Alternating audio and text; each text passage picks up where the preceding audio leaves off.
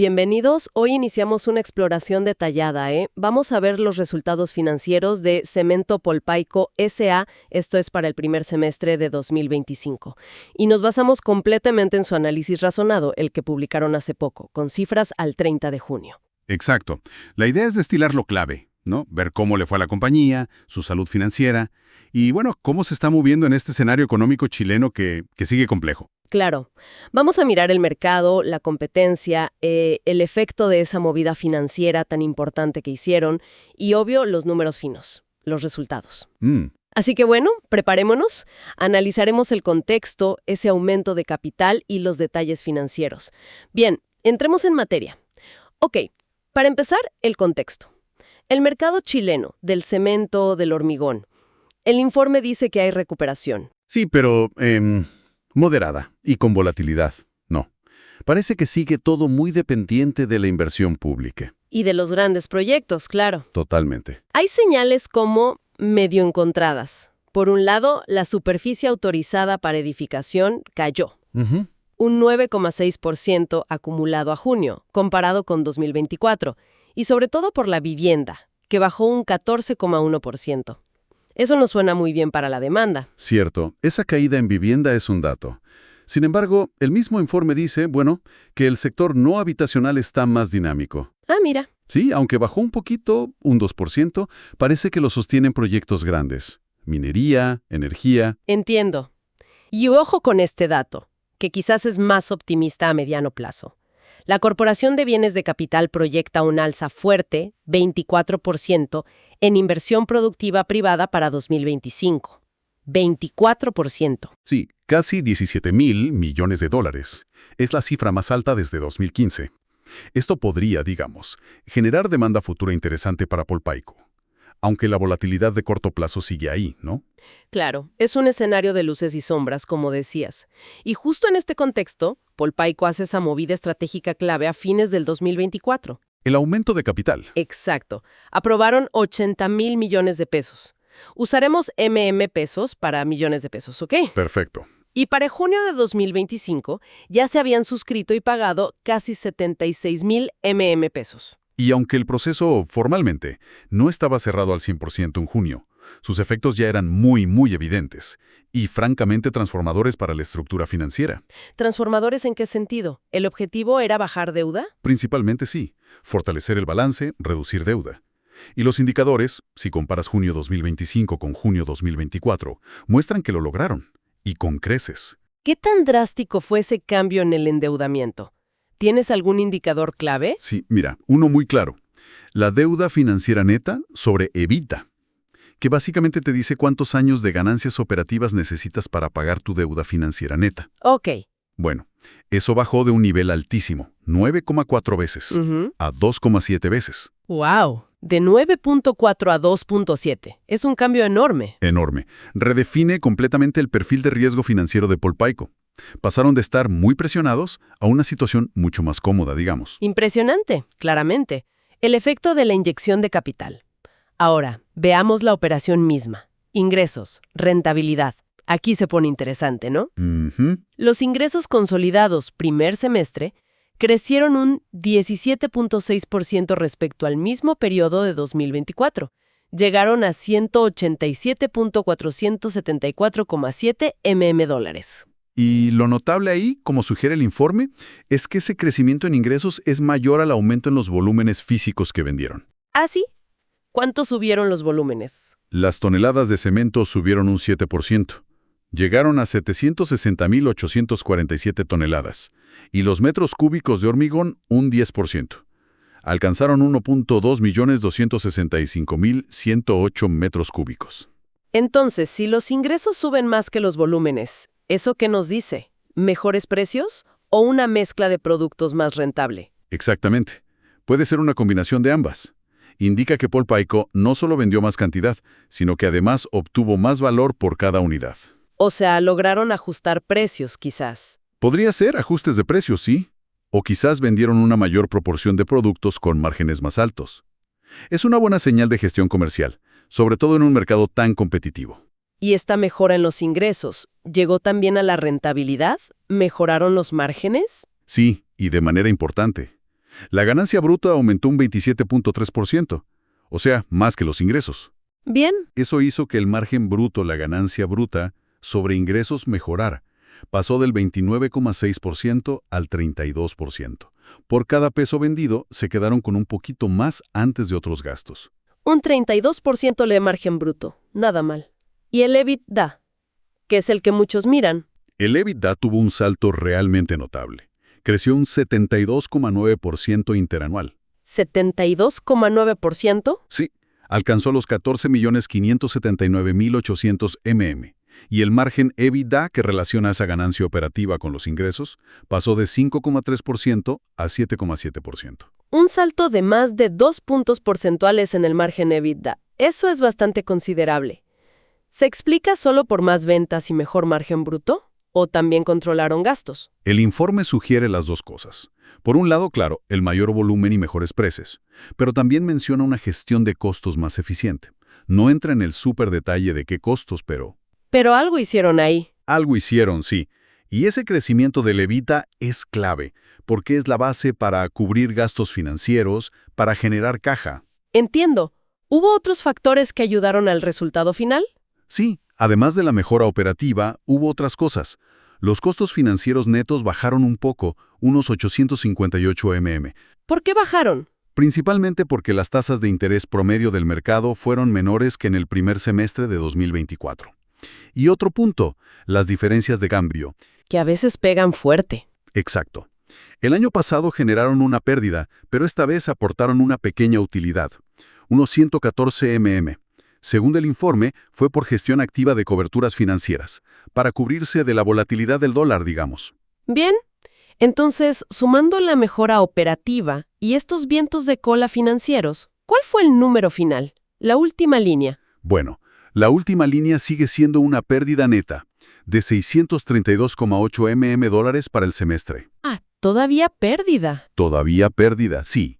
Pero, y este es un pero importante, representa una mejora gigantesca, de casi 2.630 dólares comparado con la pérdida que tuvieron en el primer semestre de 2024, que fue de 3.262,3 dólares. Claro, pasar de perder más de 3,000 millones a perder poco más de 600.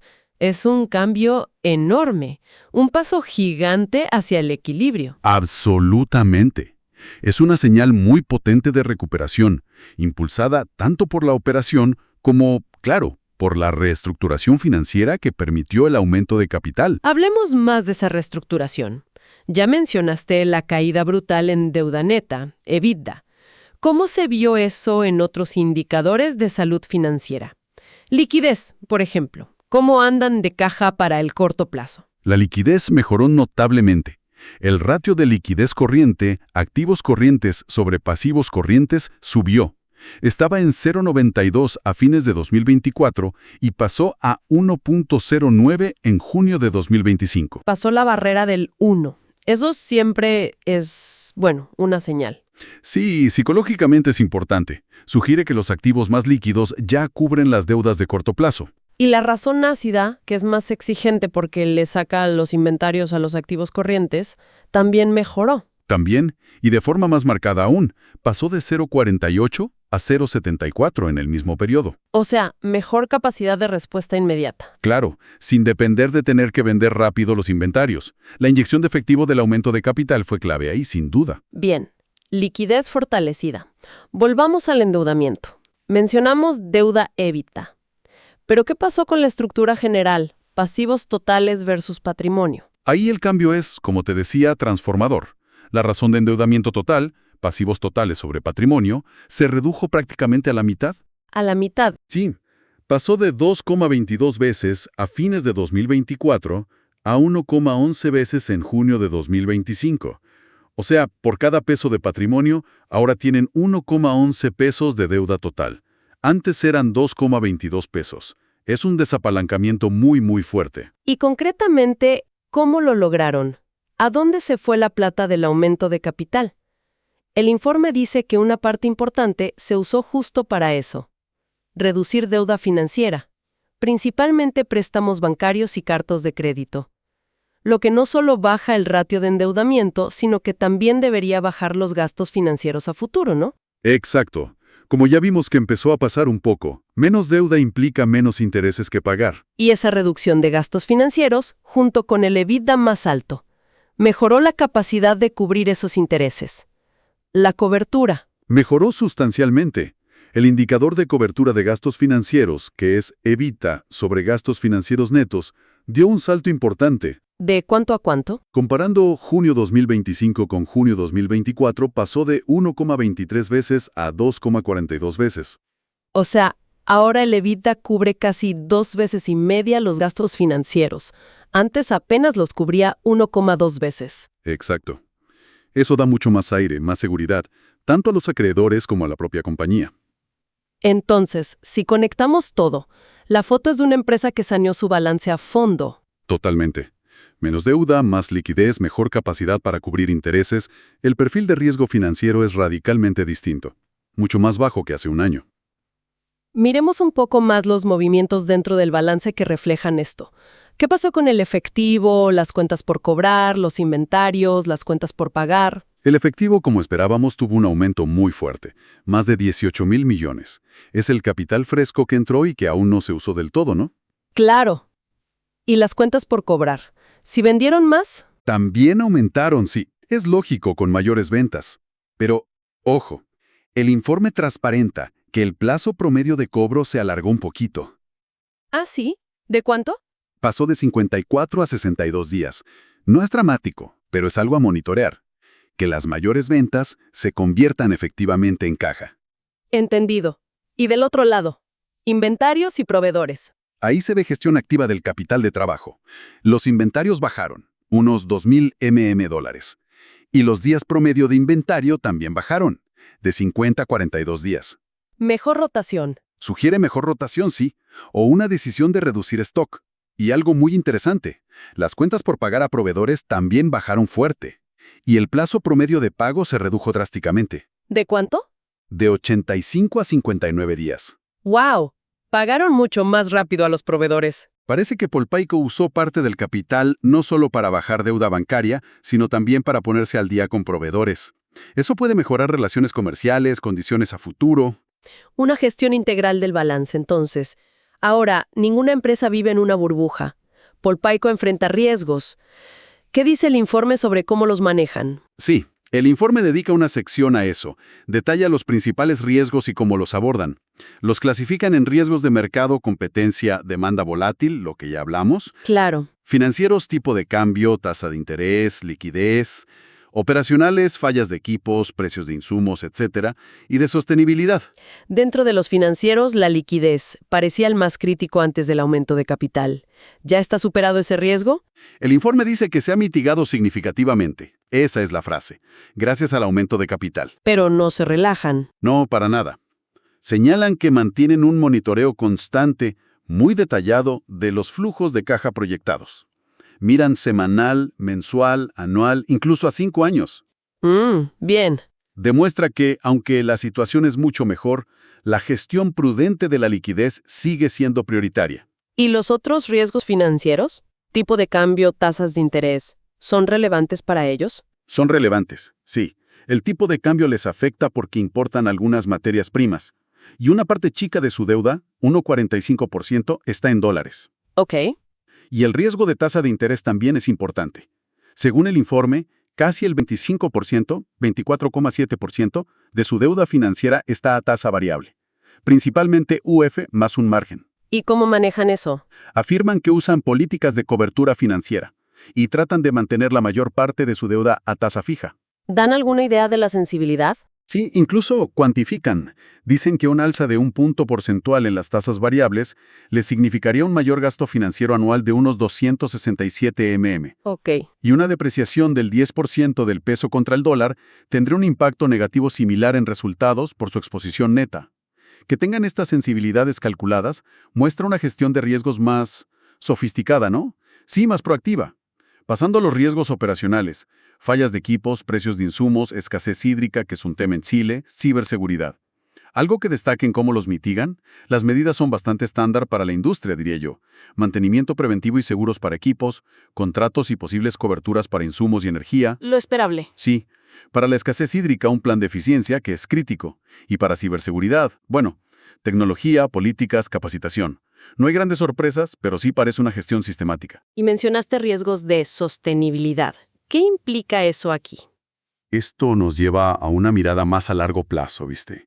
Es interesante que el informe destaque que Polpaico actualizó su estrategia de sostenibilidad para 2025-2030. No es solo una declaración de principios. Parece que no. Establecieron una hoja de ruta concreta. Con 15 criterios y metas específicas en 3 pilares. Medioambiental. CO2, agua, energía. Exacto. Reducción de emisiones, uso eficiente del agua, más energía renovable. Luego, el pilar social. Relación con comunidades, seguridad y salud ocupacional. ¿Ok? Y el de gobernanza. Ética, transparencia. ¿Y cómo se conecta eso con la gestión de riesgos más tradicional? La financiera, la operativa. Se conecta directamente. Abordar estos temas ambientales y sociales no es solo, digamos, ser bueno. También mitiga riesgos. Claro, riesgos de reputación, regulatorios, exacto. O operativos. Por ejemplo, reducir emisiones te prepara para futuros impuestos al carbono. Gestionar bien el agua es clave si hay estrés hídrico. Tener buena relación con las comunidades evita conflictos que pueden parar una planta. Entiendo. Que lo incluyan en el análisis razonado sugiere que están adoptando una visión más integral del riesgo y de la creación de valor a largo plazo. Entonces, si juntamos todas las piezas, ¿cuál es el panorama general que nos deja este análisis del primer semestre de 2025 para Cemento Polpaico? Bueno, el panorama para mí es de una clara recuperación operativa por un lado y una transformación financiera por el otro. Vimos los ingresos subiendo más que los volúmenes, mejores márgenes brutos, el EBITDA disparándose. Y sobre todo, el impacto del aumento de capital. La deuda bajó masivamente, la liquidez mejoró, la cobertura de intereses también. Parece que usaron bien esa inyección de capital para, como dijiste, resetear el balance. Totalmente de acuerdo. Dieron un paso clave para sanear las finanzas, para reducir esa vulnerabilidad que tenían, que era importante. Con esta nueva estructura, más liviana, más flexible, el desafío ahora se traslada. ¿A dónde? A consolidar la mejora operativa y a demostrar que pueden generar rentabilidad neta de forma sostenida. ¿Qué factores clave habría que mirar en los próximos trimestres? Por un lado, el mercado obvio. Se va a materializar ese impulso en la inversión privada y en los proyectos de vivienda con subsidios que menciona el informe. ¿Va a ser suficiente para compensar la volatilidad? Claro, el entorno sigue complejo. Y por otro lado, la gestión propia de Polpaico. ¿Podrán mantener esos márgenes que lograron o incluso mejorarlos? ¿Cómo van a usar esa mayor flexibilidad financiera? ¿Veremos nuevas inversiones o seguirán enfocados en consolidar la rentabilidad? La competencia sigue ahí, fuerte. La ejecución va a ser fundamental. Entonces, la gran pregunta que queda es... Si esta base financiera, ahora mucho más robusta, se va a traducir consistentemente en utilidades netas. Lograron reducir la pérdida, drásticamente, sí, pero ese último paso hacia la rentabilidad sostenida suele ser el más difícil. Habrá que seguir de cerca si la mejora operativa se mantiene firme. Exacto. Frente a un entorno económico que probablemente va a seguir presentando desafíos. ¿Podrá Polpaico capitalizar esta nueva fortaleza financiera para no solo sobrevivir, sino, prosperar en este escenario? Esa es la incógnita que van a despejar los próximos resultados. Hay que estar atentos.